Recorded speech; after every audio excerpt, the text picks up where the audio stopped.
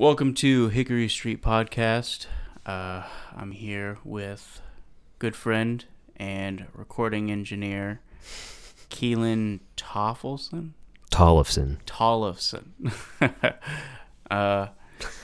We have just finished setting up my guitars to track for our fourth album today. So it's gonna be kind of a long day, but I think it shouldn't be too bad. Should be smooth sailing from here. Yeah, I think guitars typically take me the longest, if I'm being honest, just because I'm so anal about getting it perfect. It's got to be perfect. Yeah. Well, yeah, I'm glad that I'm able to still do this kind of podcast form, and actually have people interested to do it. Yeah. Thankfully, I've got a group of interesting people I've surrounded myself with. So, and you're definitely one of them. And whenever all of the cancel culture bullshit came out, you were like one of the first people to respond to it. Yeah. Yeah. If you're listening to this and you don't know, Keelan actually is the one that recorded the Woke Olympics in Austin with us. So yeah, that recording session was great. It was pretty fun. All in one go. Full band all at once in a shed in Austin. It was pretty neat. Yeah, it was a very unique experience for me as well. He's something that I was kind of thinking on the drive over here, because so much has happened since we released that album. Yeah. And I don't know what it was like for you recording it, because I feel like in a lot of ways I'm still getting to know you, because Aiden lived with you and you guys kind of went to school together. Yeah. So you had been friends long before I even met you, and he's the one who kind of initiated you being involved in the recording process, because he saw how much money I spent on the second album and was like, hey, you don't need to do this anymore. Right. Yeah, I'm glad he reached out to me, because I knew he was getting involved playing drums with you guys, and I think I've been to like a few of your guys' shows beforehand too, and I always liked the sound. And yeah, Aiden and I have recorded a lot in the past, and he's seen my workflow and I've seen his drumming and his workflow, and I think we both understood each other, and so that's why he hit me up for the album. It was a lot of fun. It was a lot of fun to do it that way. Yeah. That's how we did. Aiden and I worked on Anwar, this metal band I was playing for, and we did our album the same way, where we just recorded full band instead of multi-tracking. And I don't know, you get a little more energy, a little more nuance. It's not so rigid that way. Right. So yeah.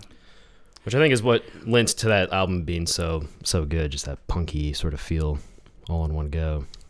Yeah, and we've talked about it since then, but the mix is kind of thin because of the way that we recorded it. Right. But it fits in with a lot of the indie records that I listen to that are done by done in the same way, essentially, by bands just recording in their own house or like in their own garage or something, which is kind of what we're doing for this album. But this time around we're multi-tracking, so right, a lot more isolation. Yeah. We're not limiting ourselves as much as we did with the last album. Did you come into a lot of like bleed issues? Yeah. Pretty much every microphone is picking up the rest of the band. So really, okay. So like phase is the biggest thing, and then yeah, everything's bleeding. Every microphone has bleed. So there's only so much you can isolate, especially in that tiny shed that we were in with reflective metal walls and all that. So it was pretty gnarly, but for what it was, what we had, the limitations we had, I feel like the mix was pretty decent, pretty good for sure.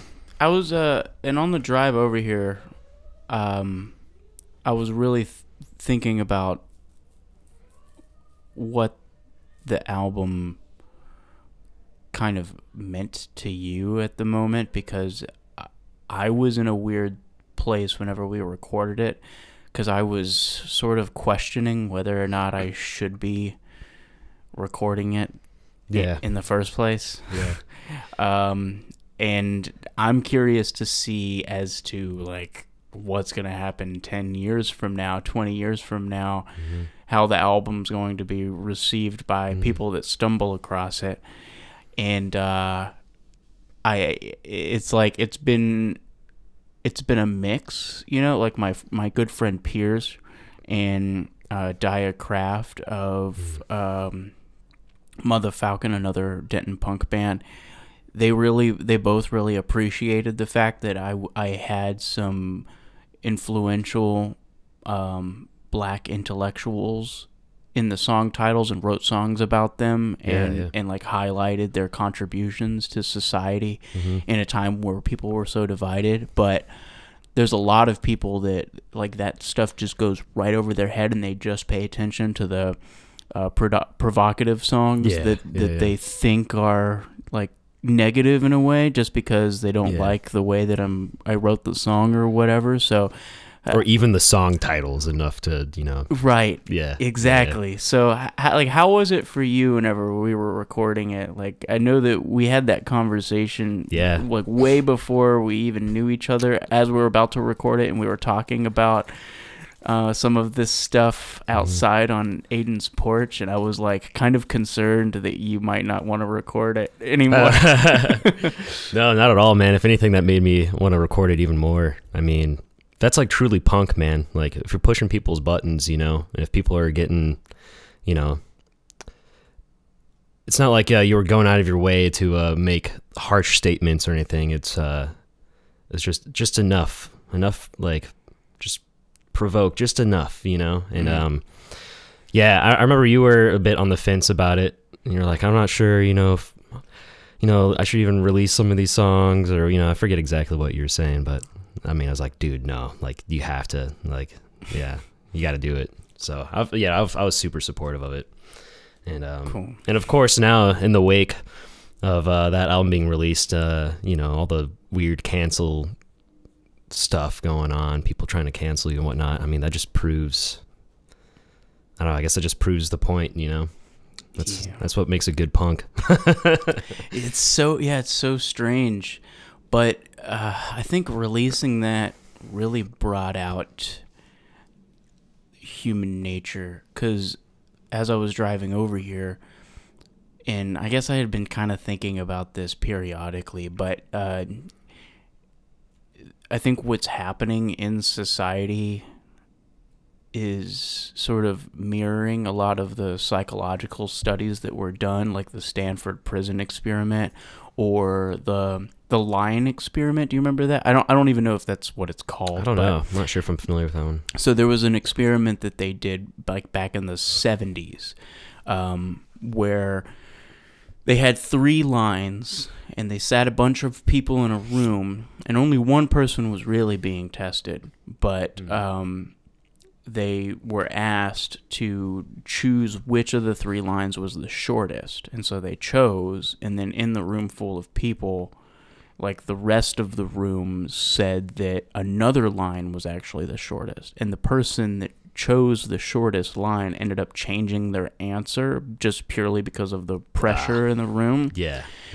And I feel like a lot of that is happening right now, where a lot of people just feel all of this weird pressure to agree. And then like in the Stanford prison experiment, where people are sort of going along with these very destructive ideologies and just behaviors purely because their surroundings are sort of encouraging them in a lot of ways to just people like participating in cancel culture, and all of the anxiety that like comes with that, because I've talked to people that are like just deathly afraid of that, and the fact that I kind of put myself out there and put the band out there in a lot of ways to and just kind of confronted it head on. Was something I was very nervous about doing, but just kind of noticing like what's been happening in the world, and like even in like the artistic community, it felt like I was supposed to be highlighting this issue. Yeah, totally. You know, but yeah. I mean, you kind of feel the same way though. Like we've had conversations about this, and it seems odd to me because like I'm not even allowed to play at Rubber Gloves anymore. Yeah, well, Rubber Gloves, they're quick to cancel like anyone right now. So really, yeah, you know, I wouldn't consider that too much of a loss right now. I'm sure they'll come around eventually, but yeah, you know, I don't think you're the first to get canceled from there. And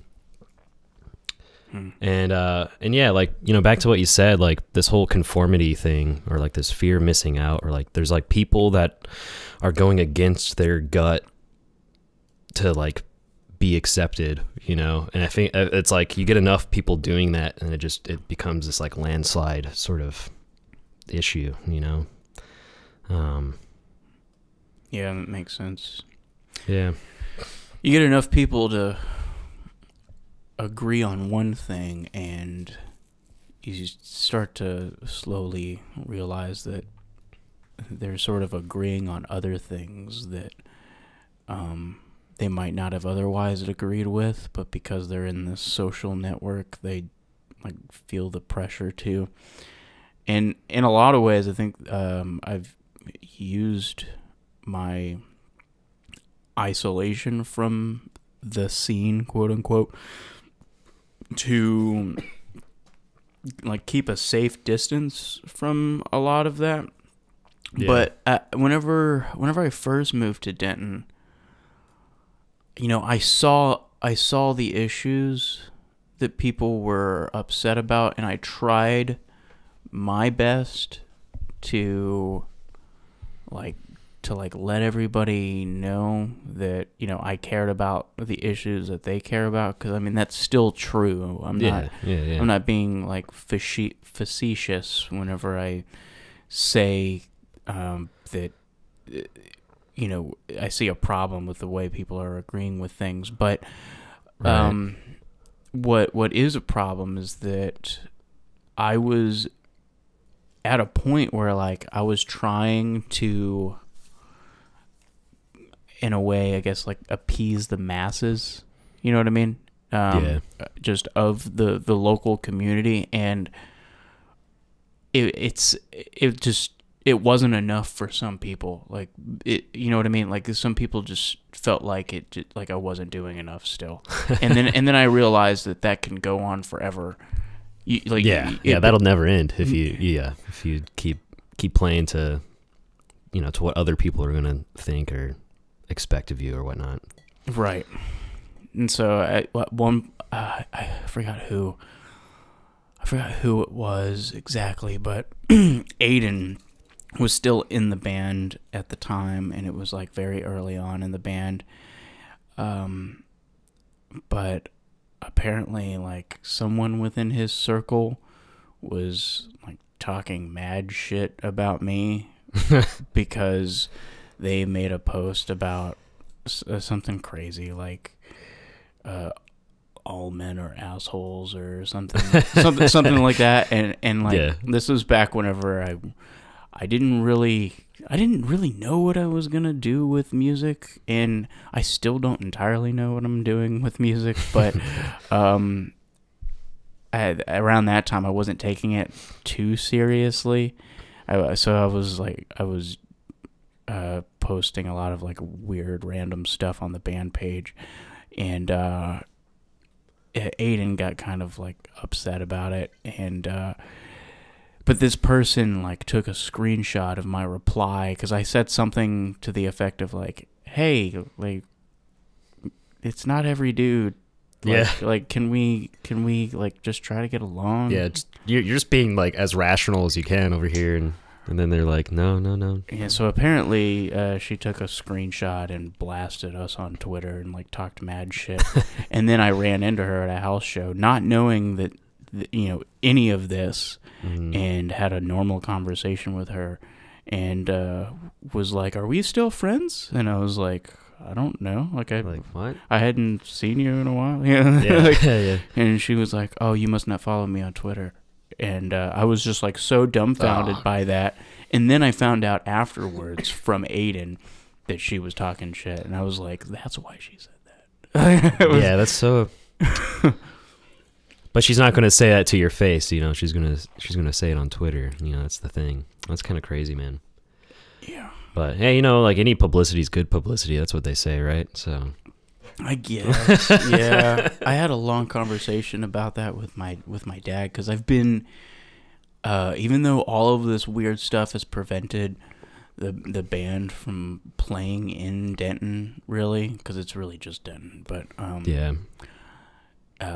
I've also gotten a lot of success through doing the podcast, which is like helping the music community. So it's really funny that there's a bunch of musicians out there that are like, won't have anything to do with me whenever I'm in this really unique opportunity where I could help them if they just weren't assholes, or like if they just weren't following whatever the hell is out there on social media and like using it for justification to not be associated with me. And what's so weird about that is that this stupid post, because it is stupid, this stupid post, it doesn't say, it like admits that I don't do anything. Yeah. It admits that I don't do or say anything to anybody. I looked at someone wrong, essentially, and I stood too close to someone. And it's like, you don't know someone's intentions just because they're occupying a space. And I understand that, and that's like partly why this irks me so much, is like I understand why people are having this reaction, because really what it is it's these people that have had some traumatic experiences that are like living on level 7, like fuck everybody, kind of a like level of anger and anxiety, and they're just picking out a group of people that they deem as a threat to society, and they're getting a lot of reinforcement from social media because we see it every day, and and yeah, I don't know, I'm like, personally, I'm trying to bring people together, and despite your whoever is listening to this, like despite your perception of like what my songs are about, if you like really pay attention to the lyrics, you would see I'm taking the most positive thought process that you can possibly have from a negative statement or like a negative situation, and I'm making it into something that we could use to move forward, because I just don't see how much longer we can go on. And that's why that's so important, because like who else is going to do that otherwise, so it is important to like bring up these topics and try to find some positivity or some light and try to move forward, because otherwise it's just we're going to keep sliding down into this the spiral of cancel and division, and we're just going to banning people. Like, I mean, it just doesn't make sense, like that's not how we progress. No. And so these so-called progressives, are really doing the opposite a lot of the times. So I don't know, it's very interesting. It is really interesting, and there's so many people that and musicians that have lots of attention, that garnered most of their attention before all of this like came to light, and the fact that even some of them are being implicated in these Twitter and Facebook mobs just seems fairly absurd to me. Like they tried to cancel Eminem off of a song. It started from like this 17-year-old TikTok girl who was like who was listening to the Eminem song he did with Rihanna post Chris Brown incident, and I noticed how like Eminem's lyrics in those songs were the most mild lyrics he's probably ever put out, and she tried to cancel him off of them. Yeah. And it's just like, did you even listen to his first album? Like he literally sings a song about killing his mother's, like the mother of his daughter, and like going with her to dump her body in a lake. Like yo, right. You don't even know what you're talking about. Yeah, that's so true. It's really frustrating, but yeah, this cannot go on for much longer, because I don't see how we can maintain any kind of peaceful society with everybody at each other's throats all the time, trying to like one up each other, or like trying to tear someone down. We should be cultivating an environment where people can say things that others might not like to hear and still be able to function as a society. Because like that's the only way I've ever learned out of some stupid idea that I had, you know what I mean? Like listening to some other idea, and anything that's just slightly uncomfortable is probably like an opportunity to like gain knowledge or at least, find a different perspective, or maybe even solidify your own perspective. But it's, like seeking comfort too much is like a big problem, I feel like, in modern times. And people are too it. Yeah, right, yeah, exactly. Yeah, like so I think Lizzo's a great example of this, but Lizzo wrote a song and like changed the lyrics because it upset a group of her fan base, and to me that's just like one of the most sheepish things you can do as an artist, is compromise your art for the sake of a listener. I mean, because that tells me nothing other than you were just, and I bet those people in the that interest of like gaining attention. You know what I mean? Yeah. And I bet those people that were offended were like a very small percentage of her fan base. It's like usually like the people on the far end of the extremes are usually the ones that are the loudest, and so to like play into those people's opinions and ideas instead of the majority of people that probably don't really care that much, it's it's kind of absurd, and so it gets it all skewed, right. And yeah, I don't know. Yeah, I've even had some of this pushback come from like my dad even. I mean, he hasn't pushed back too hard on it, but whenever I've talked to him about the woke Olympics, he said that maybe I should have released it with some kind of disclaimer, which I did think about. We considered putting like an intro monologue at the beginning of the album that like as like a disclaimer.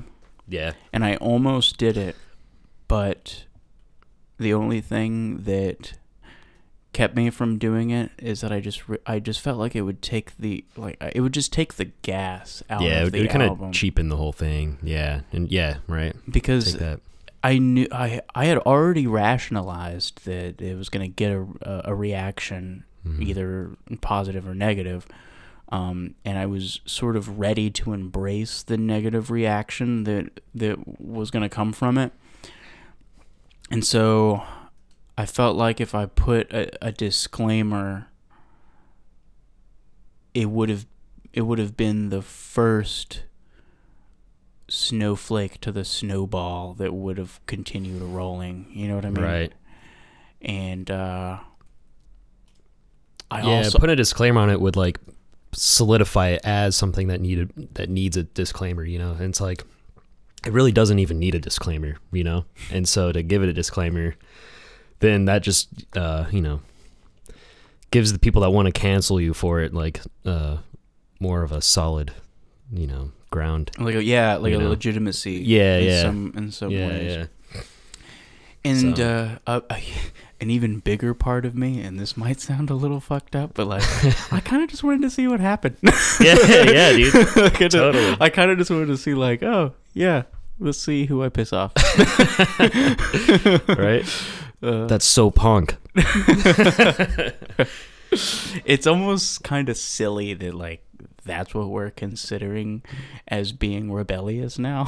Yeah, because you know, I think about some of my favorite rebellious punk bands in like the Germs were banned from almost every venue they played because this lead singer would get into a fight with everyone. Yeah. Or would like cut himself on stage and like do a bunch of like suicidal acts, like gestures and stuff. And so the Woke Olympics is so tame compared to that, but you know. Exactly. Right. It's so funny, man. So how did you get into sound engineering, and maybe talk about some of the Glorp days for people that don't know you? Yeah, man. You know, I think it all started when I was younger, and I downloaded, I think it was called like Magic's Music Maker on like my mom's laptop. I was like probably like, I don't know, 12, 13 maybe, and started making like goofy like techno music and stuff. And then you know, so it all started out with me making electronic music, and then when I was in band in high school and like played trumpet, and I even did like I was like the audio guy junior year for the high school marching band. So I think that was like my first taste of mixing and doing all that. Did they teach you how to do that? Yeah, I had some guidance, but for the most part, it was just me, you know, and it was pretty cool. It was fun. Then I moved up to Denton out of high school, and that's where the Glorp days began. And that's my buddy Charles and I. We linked up and we started a band with some friends, and that was my first time playing drums. And it was like this shoegaze band. We only ever had a 4-track EP that came out. It was kind of a short-lived thing. Did you ever play at Dan Silverleaf? Because I saw a shoegaze band there. No, you know, it's funny. We only ever played one live show. Really? And it was the day after we finished recording the album. Yeah, it's kind of funny. It's but yeah, that band was a bit short-lived. But that's so the name of that band was Drowse, and Charles and I were talking about making electronic music since I've been doing that a while, and he kind of wanted to, you know, see what that was like, and so we started making some beats together and making some tunes, and we named that project Arouse because Drowse was the other band we were in, and I just thought it was funny. And then right around that time is when we moved in together. We got a house in Denton, and we decided, hey, you know, maybe we should start doing some like house shows or something. And so we started talking. You know, we're getting involved in the music scene. And it was about like, you know, every other weekend basically. We would have, you know, bands come in, play at the house venue that we named Glorp. Did you help book the bands for that, or? Yeah, a little bit. I think Charles mostly took care of, you know, he was much more of the networking guy. I was kind of the back of the house, you know, doing the audio engineering and stuff. And so, of course, with this music venue, kind of turned into a bit of a recording studio, and we were playing in bands ourselves and recording friends' bands, and recording rap artists and making beats for rappers, and so we kind of got involved that way. And then we decided, all right, cool, like our music's starting to get kind of popular on the internet. There's like people in Europe like buying our electronic music and stuff, and we're like, okay, maybe we turn this into a bit of a record label too.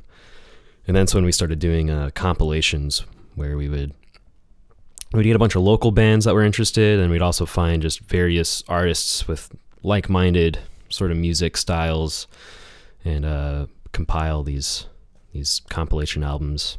And we had a nice little band camp running and all that. So yeah, that's kind of where it all started, man, with the Glorp stuff. Was there anybody else involved besides you and Charles? We were like the main two, but like Aiden, for example, he lived with us for a bit there, and you know, he would play some drums on stuff, and his band Malconstruct, we released one of their second album on our label, alongside Anwar, the Charles and I's kind of like doom metal band. Yeah, man. And then yeah, I guess, you know, we kind of went our separate ways, and I moved out of the country for a little bit, and came back. And where'd you move? I didn't know you moved out of the country. Yeah. So I actually lived on a sailboat for a year in the Caribbean. Really? Yeah. That was pretty cool. I went with my family. Like some James Bond shit. I know, right? Yeah. That was really fun. It was a nice little break from the, you know, the rat race. But yeah, you know, after that, I, you know, came back, and yeah, I've been living in Flowermont ever since, and kind of, you know, I lost a lot of gear and sold a lot of stuff after the Glorp days, so I kind of rebuilt my studio, and here we are sitting in it, and yeah, making some tunes again. So cool. Yeah, that's like the you know, the short abridged version of the Glorp, the whole Glorp thing. Well, you're really good at what you do, and I don't know if you have any plans of like marketing yourself as a recording engineer a little bit more, but I think you should. I really think you could probably make this close to your full-time gig if you really wanted to. Yeah, man. I mean, working with you, like, now that I'm, you know, kind of getting back into it all, yeah, I've been realizing the same thing, and I've got a pretty decent little portfolio, you know, so yeah, maybe I should get myself out there. I guess I am right now, especially doing this podcast. Acoustic artists, dude, because like their setups are easy, and a lot of acoustic artists want to do an album, but a lot of them might have issues with like instrumentations, which I know you play bass and a little bit of percussion, so you could probably fill in and do some of that. Something that I've thought of for a while. I just don't have the time or the energy to really focus it anymore. But you also work on cars, which is a really cool thing. Have you ever thought about like working in a shop somewhere? Yeah, it's one of those things where like working on cars, it's mostly been like a hobby thing. I'm like a car guy. I love cars, and I feel like it's one of those things that if I did it as a job, I would probably end up hating it. Do you know? Like I already kind of hate it myself, just working on my own car. So yeah, you know, I might keep it a little bit to the side. I've been working in kitchens a lot, and you know, that's kind of, I feel like the same sort of thing kind of happens there too, where like I have a passion for making food, but the industry just like burns you out on it, you know. So yeah, I can imagine. So I mean, working maintenance, I kind of come into that quite a bit, where like I know that the skills I'm learning are valuable, but getting to a point where I could do this on my own if I wanted to, like, you can make a lot of money. Oh yeah. But you are quite literally working yourself to death almost. Right. I mean, those people work almost 80 hours a week. Brutal. And sometimes if you're good at it and you have a good enough name for yourself, you can make close to $100,000 a year doing this. If you like are running your own company, but you never sleep and you're always tired and you're always under pressure because dude, I get it, man. Everybody wants their shit fixed as soon as it breaks, you know? Yeah. Yeah. There's a point of time just recently where I was doing like 70, 80 hours a week in the kitchen. Jeez. And making like half of that number that you said and people are so maintenance guys make, particular but about their food too. Like everybody's so picky. It's so stupid. Like if you're a person who gets like 5 different mods on your burger, fuck you. Just kidding. But no, for real. Yeah. I totally feel that. So yeah, I got a little burnt out working that many hours, so I dialed it back. So that's why I kind of feel like a bum right now, but I just needed the break, dude. 70 hours a week, man, that'll kill you. So do you have any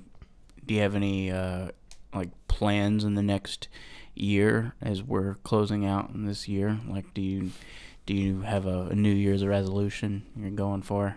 Resolutions are a hard one. I don't know. There's nothing that's really struck me yet. I think like being sober is cool. So I'm going to try to like, I want to strive to be a little bit cleaner in my lifestyle, my diet. I think that's something anyone should always strive for. So I think that'd be a good New Year's resolution. But yeah, no, I got a lot of things to like tie up. I mean, this album is going to be awesome, so that's like a main focus, for the end of this year. I'm in the middle of swapping the engine in my car, so I gotta figure that out soon. What about phosphonism? Are you gonna do something with that? Yeah, so that's I've kind of let the electronic music slide a bit lately. There's like an ebb and flow. I've got like a big pile of unfinished works, just ideas I'd squeeze out here and there. I've been kind of thinking about like a rebrand on that, just because phosphonism is like really hard to say and pronounce and type and like remember. Yeah. It's like I need something a little more catchy, like some sort of a moniker that works a little bit better than that. So I've kind of been toying around with a bit of a rebrand. But yeah, I've got so much stuff that's unreleased, and it's just getting dusty, man. I need to pull it off the shelf and put it up on the internet. So yeah, I could see that being something I should probably focus on here, because I have friends left and right, man. Like people all the time are like, dude, you got any more music? Like, where's your any new releases? So well, I always throw on phosphonism if I want something without vocals that's interesting, but not so interesting that I can't follow it. You know what I mean? Mm-hmm. And I send that album to everybody, dude. Like cool. I send it to so many people, or I show it to so many people. Yeah. It's like that album, and there's a band called Aiming for Enrique. It's a 2-piece, and it's a drummer and a guitar player that also plays synth, and you can find this session they did during COVID. It's on Audio Tree, and they did it during COVID, and it's just so weird. It was a live stream. It was done as a live stream, but it's just a bunch of bodybuilder dudes with masks on, like, walking around, working out, and like nurses coming up to them, and they're playing in this like city hall like lobby that has like a small, I don't like, you couldn't even really say it's a pool, but like it's a body of water, and they just have the drummer set up there and the guitar player set up there, and he's just like clicking his pedals and periodically jumping on the keyboard, but it's just like super funky techno shit. Yeah. And it was just really interesting to watch. And That sounds wild, man. I stumbled across it like during like the height of COVID, and I just threw it on my TV and got stoned and was just like, this is so weird. Just watching a bunch of bodybuilders work out with masks on. That's so bizarre. That kind of reminds me of do you know Aphex Twin? No. He's done like some weird shows in the past, and he's just like electronic music producer. He's been around since the early 90s. But there's like some pretty funny like live shows he's done where there's like there's one show where he was performing, and like when he performs he just kind of like sits there, like lays on the ground sometimes even, and just like twiddles knobs. And there's this one show where there's like a bunch of like female bodybuilders just like flexing the whole show. Really? Just like hanging out. It's just like, why are they on stage, you know?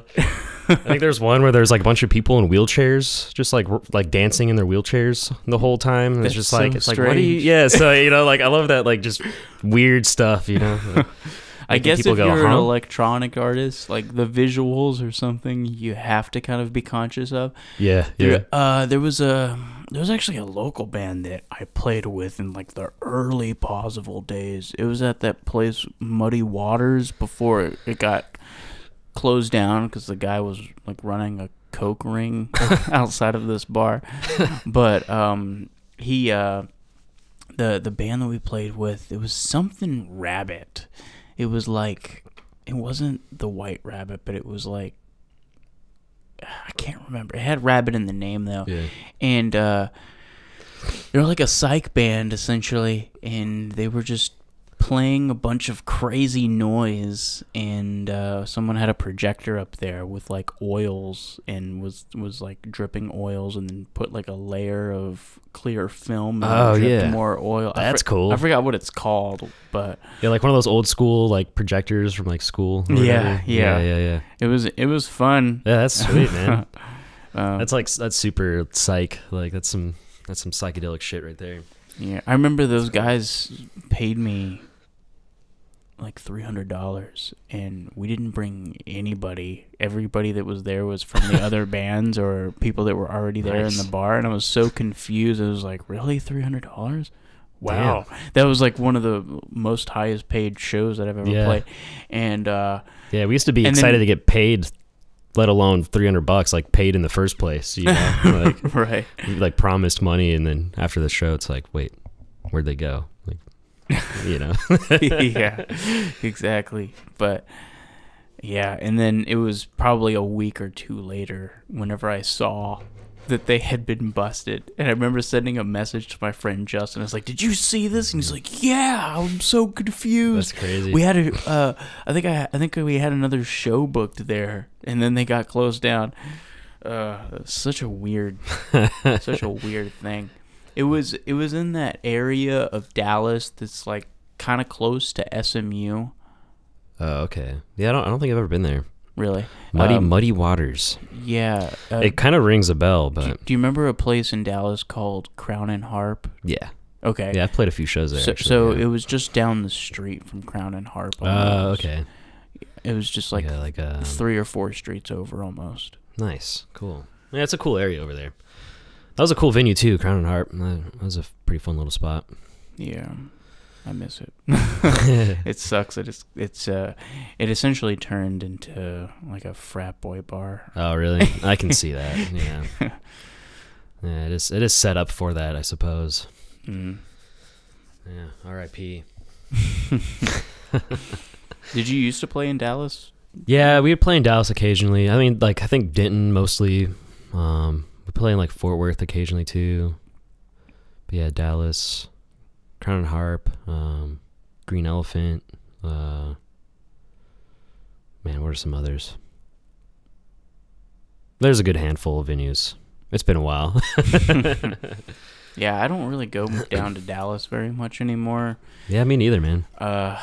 Every time I think about going down to Dallas, I always see some article of some fucking shooting that happens, and it's like in Deep Ellum, and it's like, oh, now I don't want to go. Like, yeah. I remember Yeah, Deep Ellum's like chaos these days. It really is. Do you remember in 2015 whenever they had the Black Lives Matter rally and the shooting happened? Yeah. So I almost went to that.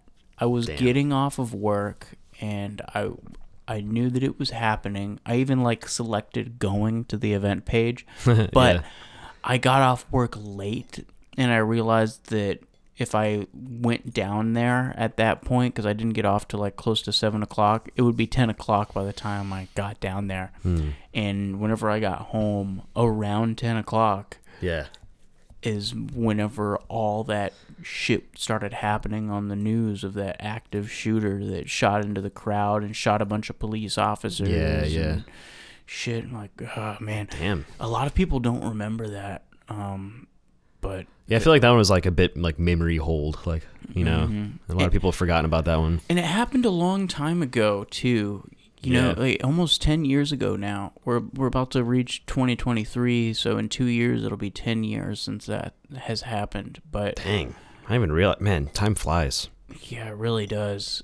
But it just kind of goes to show you that these issues have existed for quite a while. Yeah, right. It's nothing new. You know, our generation got kind of fucked in a lot of ways. Like, a lot of this came to head as we were becoming of age. And so I used to, like, beat myself up for a long time for, like, not being more successful in music. But over time, I had to kind of let that go purely because everything that is happening socially, like, nobody's together on hardly anything anymore, and it's so easy for people to be isolated that I sort of realized that all of this is so much bigger than me and my music career that there's like hardly any room for people to embrace the arts right now because everybody is so divided on what is or isn't acceptable art. Because I've been doing this for so long and I've been releasing music for so long, I think that that's partly what kind of like let me release the Woke Olympics in the way that I did, because I think the timing on that was perfect. Yeah. That album release. 2021, right after all that stuff happened. So, but yeah, I think or 2022 is whenever it came out. But I think that I would not have been able to release something like that if I had gotten a bunch of attention. You know what I mean? Like, I would not have been able to release something like that if I was on a label. Yeah. Yeah, no way. or if I was already successful and had an audience that was pretty solidified. And so my lack of success has actually given me a lot more creative opportunity. Yeah, man. It's a good way to put it. That's something a lot of people don't think about. Yeah. I think, especially whenever they think of musicians and artists. But if you don't have that many paying attention, like that many people paying attention to you, you can kind of do whatever you want. Like, might as well, you know. There's no like social pressure from anybody. You don't have a label telling you no, or you don't have a fan base that's sort of expecting something from you. Right. So I guess that's been kind of helpful, but yeah, there's a lot of freedom associated with not being liked or not having anybody pay attention to you. Yeah. And I've sort of embraced that. So if you're a hater, thank you. I love my haters. Yeah, man. So I guess on that note, we'll get to tracking this album, huh? Yeah, man. We'll get to it. Thanks for listening, guys. Yeah, thanks for having me on the podcast, man.